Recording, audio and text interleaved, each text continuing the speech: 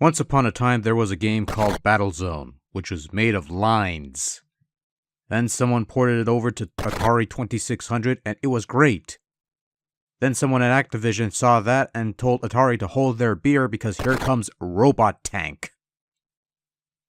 Robot Tank, a 1983 release from Activision for play on your Atari 2600 video computer system, is a first-person shooter where you control a tank and you kill other tanks while avoiding their own deadly fire.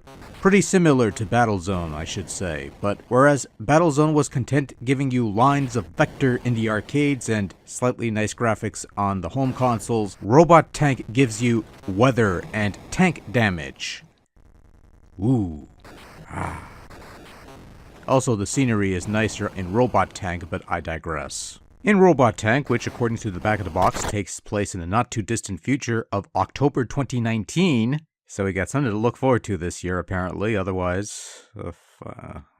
So what do you do in Robot Tank? Well, you drive a robot tank, of course, and you blow up other robot tanks while avoiding their missiles. And while their drivers might be cunning, you have the superior robot tank because while a single hit can potentially end your life, sometimes you'll just suffer damage to one of your 4 key components. So chances are your radar might go out, your vision might be impaired, your mobility might be reduced, and your main cannon may very well fail to function properly. And there's no damage control to be found here. The damage sticks with you until the end of time, or until your current tank is destroyed. Not only do you have to contend with enemy tanks and avoid the worst case scenario, but the game runs on a 24-hour cycle.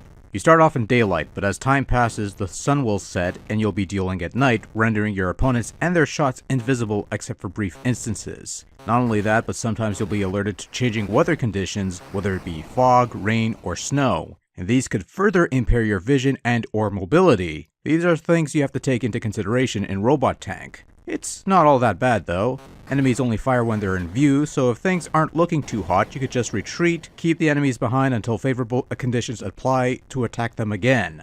Also, your shots never leave your crosshair, so you could guide your cannon shots in motion in order to hit your opponent, of which you always fight one at a time. Every 12 tanks you destroy nets you an extra life for destroying a squadron of tanks, and the ultimate goal of Robot Tank is to destroy 12 squadrons of tanks, and the game ends when you accomplish this task or you run out of lives. Either scenario is likely.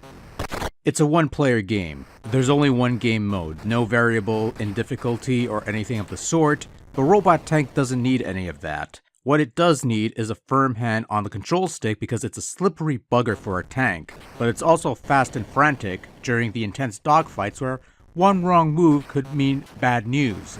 And Robot Tank does attempt to add that extra bit of extra depth to the concept, which makes it a little more involved than Battlezone, perhaps a bit more challenging in some respects, and also, in all honesty, a bit more enjoyable. Much like in Battlezone, Robot Tank is played in a first-person perspective, but Robot Tank is a little more faster-paced and it does look a bit prettier than the other game. The enemy tanks and projectiles aren't much to look at in their black-colored blackness, or something to that extent, I guess.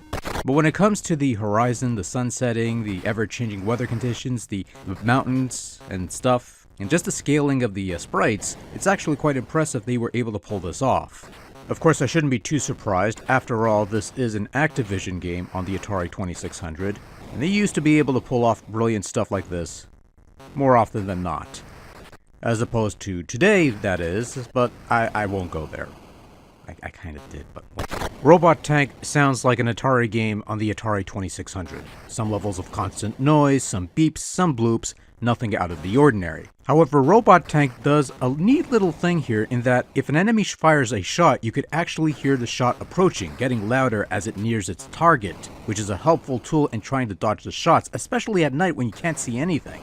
I like that little detail in the audio, and again, something one wouldn't normally expect from an old Atari game. I like Robot Tank, perhaps a bit more than I was expecting. And while it's easy to write this off as a Battlezone knockoff at first glance, Robot Tank does a couple things here and there that makes it a somewhat better game, at least on home console front. It takes a while to get used to and get acclimated to the controls and the situation, but once you get a feel for the game, it becomes a thrill, you get immersed in the experience, and really, it's just a well-made game. If you have a 2600 and you find a copy of Robot Tank in the wild, go for it because apparently it's somewhat of an uncommon game. Or you could just play it off the Activision Anthology set for PlayStation 2, which always gets the job done. But yeah, Robot Tank for Atari VCS. Fun game.